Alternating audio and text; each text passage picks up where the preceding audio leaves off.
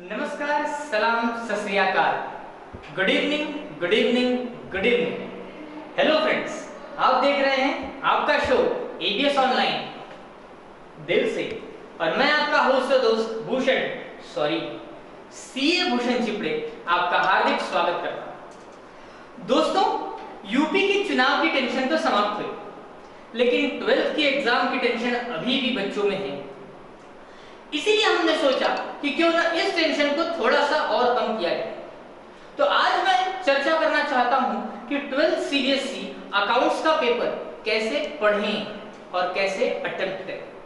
और इसी चर्चा के लिए आज हमने आमंत्रित किया है हमारे बीच CA Saurabh Goyal sir. Welcome sir. CA Saurabh sir के बारे में मैं आपको थोड़ा सा बताऊं तो CA Saurabh Goyal sir chartered accountant होने के साथ साथ कॉस्ट अकाउंटेंट भी हैं। चार्टर्ड अकाउंटेंसी के कोर्स में इन्होंने PE2 यानी कि IPCC में 34th all over India rank लगाया। सीए फाइनल में ये 5th रैंक से इन्होंने क्लियर किया। सीएमए की पढ़ाई की अगर बात करें तो सीएमए फाउंडेशन में इनका 2nd रैंक था all over India. CMA inter में ये 1st रैंक से पास हुए और सीएमए फाइनल भी इन्होंने 1st रैंक से क्लियर किया।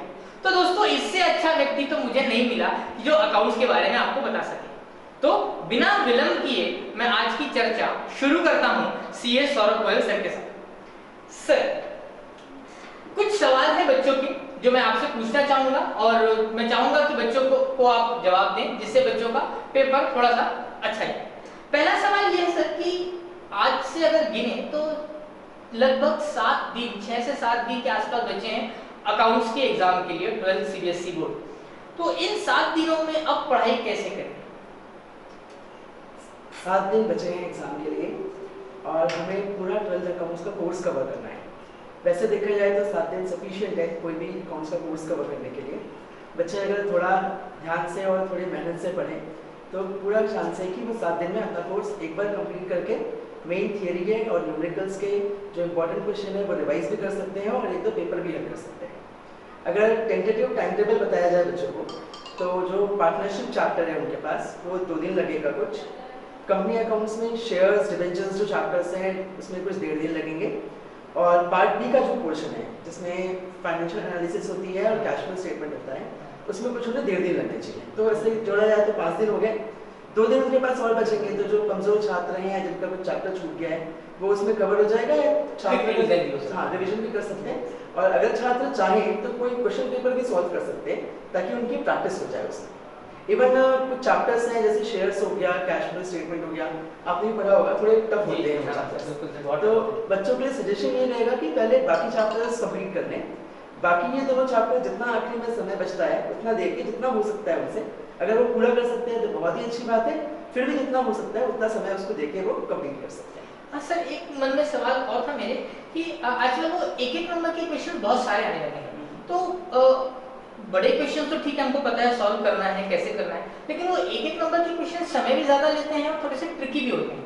तो थोड़ा सा उसके बारे में बताएंगे किस तरीके से सॉल्व करें उनको। देखिए क्या होता है, जो 4 और 6 नंबर के क्वेश्चन आते हैं बच्चे नॉर्मली उसकी प्रैक्टिस करते जाते हैं, उन्हें स्कूल में सिखाया जाता है, साल भर बच्चे उन्हीं क्वेश्चन की प्रैक्टिस करते हैं। जो 1 मार्क के क्वेश्चन होते हैं उनकी प्रैक्टिस नहीं हो पाती क्योंकि वो 4 नंबर के क्वेश्चन का एक टुकड़ा होता है। तो बच्चों को पता है एक फॉर्मूला यूज करना है, इससे ये आंसर आएगा। जब 1 नंबर का क्वेश्चन आता है तो बच्चों में मेंटल सेटअप बना हुआ है कि हमने प्रैक्टिस नहीं की इसलिए हमको नहीं आता है। नॉर्मली देखेंगे तो पार्ट ए में 6 क्वेश्चन होते हैं इसके और कुछ पार्ट बी में 2 क्वेश्चन आते हैं। अच्छा। पार्ट बी के दोनों क्वेश्चन कैश फ्लो स्टेटमेंट के होते हैं और वो नॉर्मली जो बच्चा न्यूमेरिकल पढ़ के जाता है उसी में से आते हैं। तो अलग से कोई तैयारी की जरूरत नहीं है। बच्चे को 2 चीजें करनी है। पहला कि जो न्यूमेरिकल को करना है वो कॉन्फिडेंट रहे कि हाँ जो फॉर्मूला उसे पता है उसी फॉर्मूले से आंसर आएगा। एंड सेकेंड चीज है कि जब वो क्वेश्चन जब 1 मार्क का क्वेश्चन बच्चा पढ़ रहा है, नॉर्मली क्वेश्चन की जो लेंथ मैंने देखी है 3-4 लाइंस की होती है। बच्चे को लगता है 4 लाइन का क्वेश्चन है और 1 लाइन का आंसर आना है तो वो वैसे डर जाता है उसको।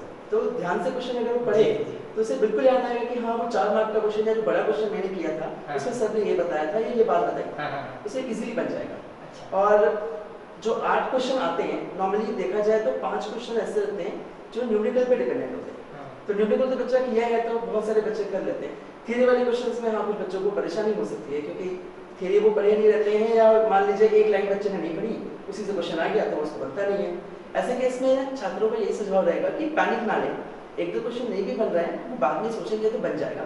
बेहतर रहेगा कि आगे के जो क्वेश्चंस बन रहे हैं वो उस पर ज़्यादा ध्यान दें। सही बात है, बिल्कुल सही कहा सर ने कि जो एक नंबर के क्वेश्चंस होते हैं वो अपने आप में पूरे क्वेश्चंस नहीं होते, वो बाकी क्वेश्चंस के थोड़ा सा छोटा सा पार्ट होता है।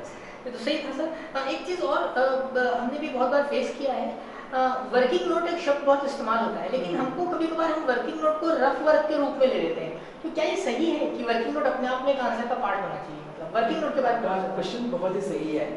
वर्किंग नोट बच्चों को लगता है रफ वर्क है, जैसे हम मैथ सॉल्व करते थे बचपन में, हमें सिखाया जाता है स्मार्ट बाजू में एक लाइन खींच लीजिए और कैलकुलेशन वहाँ छोड़ दीजिए। बच्चों के मन में भी यही है कि वर्किंग नोट वही चीज़ है, पर एक्चुअली वो रफ वर्क है, वर्किंग नोट नहीं है। वर्किंग नोट तो सोल्यूशन का हिस्सा है, उसके मार्क्स भी मिलेंगे आपको। तो वर्किंग नोट जितना हो सके जो बच्चा लिख रहा है, जैसे वो मेन आंसर जितना अच्छे से फॉर्मेट बना के और साफ सुथरा लिखता है, वर्किंग नोट भी उतना ही साफ सुथरा रहना चाहिए। एक इसमें और सवाल है बच्चों का, जो नॉर्मली बच्चे मेरे से भी पूछते हैं कि वर्किंग नोट क्वेश्चन के पहले होना चाहिए, क्वेश्चन के बाद में होना चाहिए या क्वेश्चन के बीच में होना चाहिए। मेरे हिसाब से इससे कोई फर्क नहीं पड़ता कि वर्किंग नोट कहाँ बन रहा है, ज़रूरी ये है कि वर्किंग नोट की ज़रूरत कहाँ पे है। बच्चे को जब लग रहा है कि हाँ यहाँ वर्किंग नोट की ज़रूरत है, उसे वर्किंग नोट बनाना है और आगे हल करना शुरू करना है, वो उसके लिए ज़्यादा अच्छा रहेगा। नहीं तो ये सोचने में ज़्यादा परेशानी होती है कि वर्किंग नोट पहले बनाए कि बाद बनाए, फिर बच्चे जगह भी छोड़ते हैं, कभी जगह कम पड़ जाती है, कभी जगह ज़्यादा हो जाती है, उससे उनका अलग प्रॉब्लम आती है कि अब कैसे करें। उससे अच्छा है कि जहाँ उसको समझ में आ रहा है वहाँ पे उसे वर्किंग नोट लिख देना चाहिए। वैसे सर आंसर्स के बीच में वर्किंग नोट लिखना ठीक होगा? आंसर्स के बीच में ऐसे कुछ क्वेश्चंस हैं, कैपिटल एडजस्टमेंट हो गया या कुछ और क्वेश्चंस हो गए, जैसे कि एक अकाउंट बनाओ फिर वर्किंग नोट बनाओ फिर दूसरा अकाउंट बनाओ फिर वर्किंग नोट बनाओ फिर तीसरा बनाओ, और बिना वर्किंग नोट के दूसरा बन नहीं पाएगा। तो बच्चे को या तो वही करना पड़ेगा, फिर जगह छोड़नी पड़ेगी जो कम ज़्यादा होती है। उससे ज़्यादा बेहतर है कि वो जो इंसान पर्सन जो कॉपी चेक कर रहा है उसे भी समझ है कि हाँ इस वर्किंग नोट की ज़रूरत यही होती है, उससे कोई दिक्कत नहीं करती। धन्यवाद सर। एक और चीज़, अकाउंट्स के नॉर्मली क्या होता है कि बिजनेस या इकोनॉमिक्स का रहा तो बच्चों को भी पता है कि वो थ्योरी है तो याद कर लेते हैं, लेकिन अकाउंट्स या मैथ्स की बात आती है तो उनको लगता है कि पेन उठाओ, बुक उठाओ, लाइन से क्वेश्चन सॉल्व करो और एग्जाम में वो आएगा, सॉल्व करेंगे, पास करेंगे। लेकिन परेशानी यहाँ पर ये आती है कि क्वेश्चन जब अगर मेरे पास मैंने बुक्स में क्वेश्चन सॉल्व किया वो अगर आ गया तो मैं सॉल्व कर ही दूंगा, ये सही हो, लेकिन अगर कुछ थ्योरी पूछ दिया तो मैं क्या, जैसे मेरे को पूरा पार्टनरशिप आता है लेकिन मान लो पूछ दिया कि भाई पार्टनरशिप डीड के एब्सेंस में क्या रूल्स होते हैं, तो मैं थोड़ा सा गड़बड़ा जाता हूँ। यहाँ बहुत सारी और भी चीज़ें हैं जो मेरे से नहीं बन पाती कि अरे यार ये तो कुछ अलग ही आ गया। तो वो थ्योरी पार्ट हम कैसे पढ़े, कौन सी थ्योरी पढ़े और उसको एग्जाम में अटेम्प्ट कैसे करें? देखिए पिछले 2-3 साल का पेपर अगर देखा जाए तो थ्योरी एक पेपर में पार्ट ए में कुछ 6 या 7 मार्क की होती है, पार्ट बी में 1 या 2 मार्क की। ऐसे जोड़ेंगे तो पूरा थ्योरी मिला के भी 10 मार्क का होता है। कभी कभी 4 या 6 मार्क के क्वेश्चन में थ्योरी आई जो कि बहुत रेयर ओकेजन पे होते हैं, तो वो 10 मार्क 14 या 15 मार्क्स में कन्वर्ट हो जाता है। इससे ज़्यादा थ्योरी होती है। दूसरी चीज़ ये है कि आजकल जो थ्योरी आने लगी है वो थोड़ी ट्रिकी हो गई है, डायरेक्ट क्वेश्चन नहीं आते। जैसे एग्जाम्पल देखिए बता रहा हूँ, पहले क्वेश्चन होता था कि सिक्योरिटी प्रीमियम का प्रयोग कहाँ होता है, अब क्वेश्चन आता है सिक्योरिटी प्रीमियम के 3 प्रयोग हैं, चौथा प्रयोग आप बताइए। अब बच्चे के साथ क्या गड़बड़ रहती है कि बेचारे ने 4 में से कोई 2 याद किए होते हैं, तो लिखूंगा वो दोनों उसमें दे दिया है, 2 और हैं। तो अब थ्योरी पढ़ने का तरीका भी चेंज करना पड़ेगा और थ्योरी लिखने का भी तरीका चेंज करना पड़ेगा। फर्स्ट प्लेस पे ये है कि बच्चा जितनी थ्योरी पढ़ रहा है, जो कि मैंने देखा ज़्यादातर theory shares, debentures, cash flow या गुडविल चैप्टर से आ रही है। तो इन चैप्टर्स में बुक में जितनी थ्योरी दी है बच्चे को पूरी डिटेल में पढ़नी पड़ेगी। प्लस मुझे लगता है हर स्कूल में सिखाया जाता है कि थ्योरी कौन सा पोर्शन आएगा और कौन सा नहीं आएगा। बच्चों के पास जो भी नोट्स हैं, जो भी किताबें हैं, उन्हें ठीक से अगर बच्चा पढ़े तो वो पूरी थ्योरी आराम से कवर कर लेगा। एक और चीज़ है कि थ्योरी अलग से लोड लेने की आवश्यकता नहीं है। बहुत सारी थ्योरी तो न्यूमेरिकल के साथ इंक्लूड हो ही जाती है।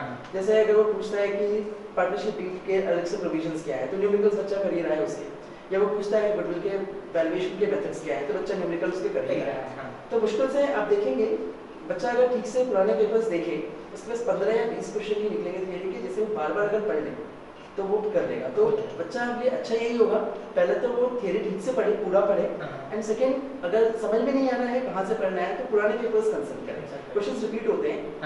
मेरे को लगता है अगर वो पुराने 5-7 साल के पेपर्स भी कवर करता है, इसके अच्छे सैंपल पेपर ले लेता है, तो शायद वो पूरी थ्योरी इंक्लूड कर लेगा, अलग से कुछ और करने की जरूरत नहीं है। तो मतलब जो मतलब थ्योरी आती है अकाउंट में वो न्यूमेरिकल बेस ही आती है, न्यूमेरिकल बेस ज़्यादा होती है। जैसे केस लॉस जैसे आते हैं आज के बिजनेस में, उसी हिसाब से ये भी आते हैं।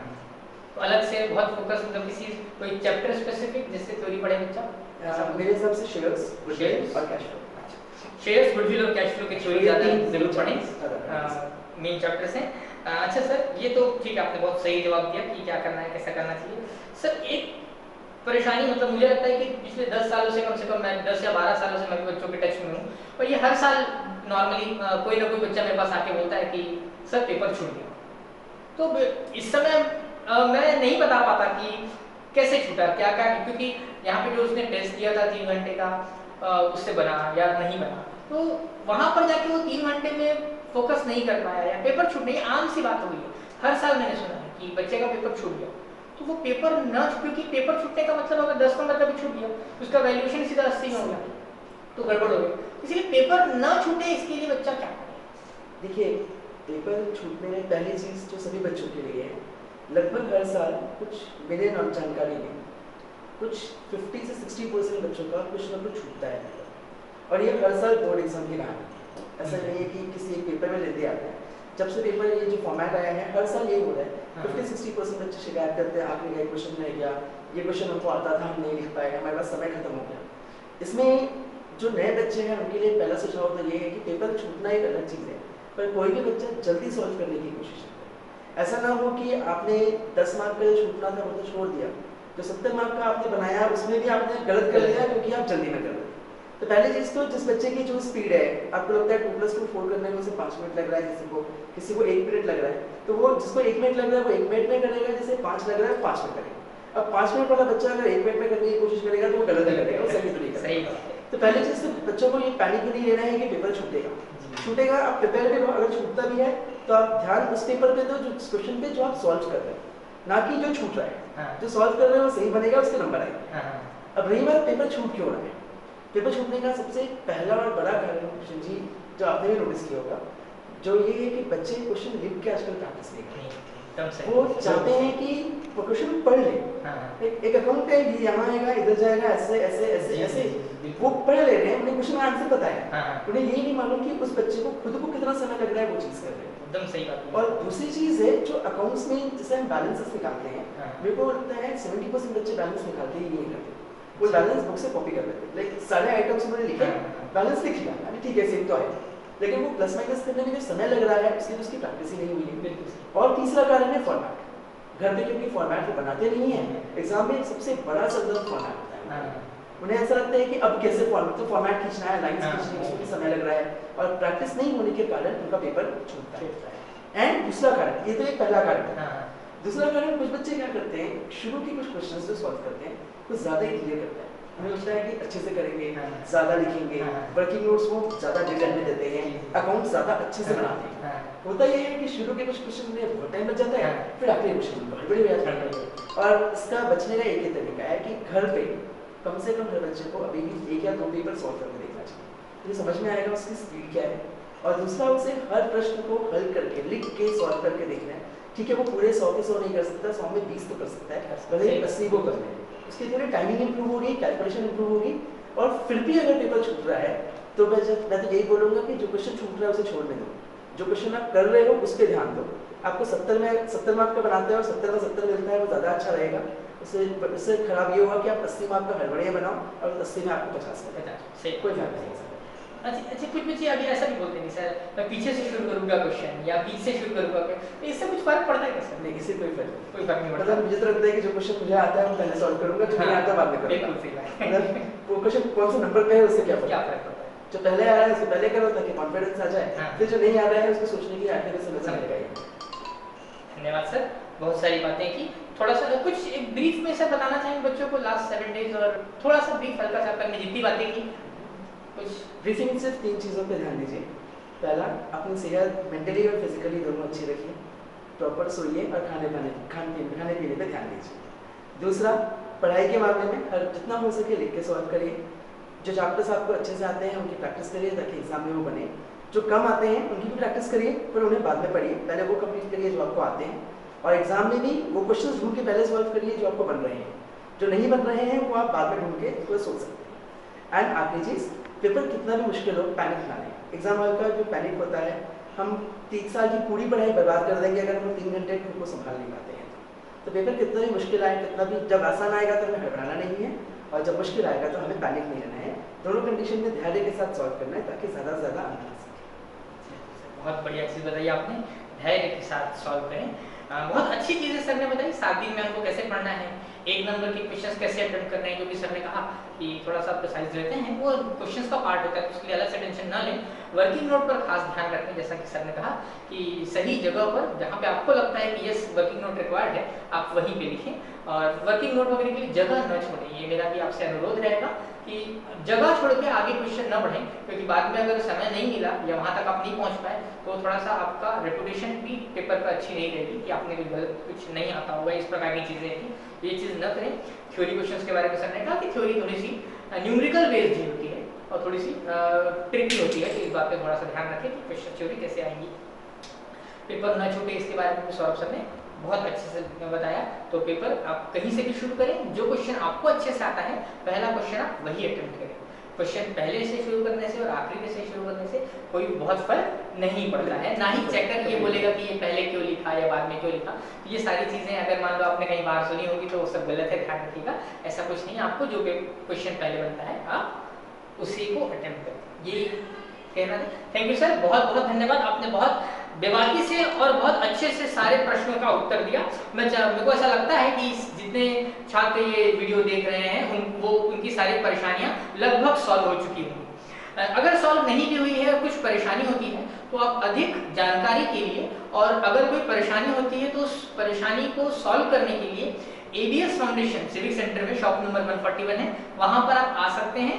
आपको वहां पर सारी परेशानियों के सॉल्यूशन मिल जाएंगे। और दूसरा, अगर आपको सौरभ सर से पर्सनली संपर्क करना है तो सौरभ सर का नंबर है 9993626669। सॉरी, ये मैंने अपना नंबर बता दिया गलती से, सॉरी। सौरभ सर का नंबर है 9993421361। तो सौरभ सर को आप फोन करके बात कर सकते हैं या व्हाट्सएप में सवाल पूछ सकते हैं। नंबर एक और बार बता रहा हूं मैं, 9993421361। इस नंबर पे आपको सौरभ सर मिलेंगे। आप सौरभ सर से प्रश्न पूछ सकते हैं और जवाब पा सकते हैं। थैंक यू दोस्तों, बहुत बहुत धन्यवाद। बहुत बहुत धन्यवाद। अगले एपिसोड में हम आपको मिलेंगे जिसमें मेरा फोकस रहेगा CMA इंटर, CS एग्जीक्यूटिव और IPCC के स्टूडेंट्स, जिसमें मैं आपको इनकम टैक्स में आए हुए अमेंडमेंट्स के बारे में बताऊंगा और ये भी बताऊंगा कि कौन से अमेंडमेंट एप्लीकेबल है और कौन से अमेंडमेंट एप्लीकेबल नहीं है। इसके बाद वाला जो हमारा एपिसोड होगा वो वापस क्लास 12 के लिए होगा, जिसमें हम इकोनॉमिक्स के बारे में डिस्कस करेंगे CA जसप्रीत ब्यूटी मैम के साथ। तो आप प्रिपेयर रहिए और देखते रहिए, वेट करते रहिए। ज्यादा से ज्यादा लाइक करें, ज्यादा से ज्यादा शेयर करें। लाइक इसलिए कि मेरे को पता चलेगा कि मैं सही कर रहा हूं, और शेयर इसलिए करें ताकि आपके साथ साथ आपके दोस्तों का भी भला हो। तो अभी तो चलते हैं, फिर मिलते हैं। मुक्कालात कल होगी, कहां? ABO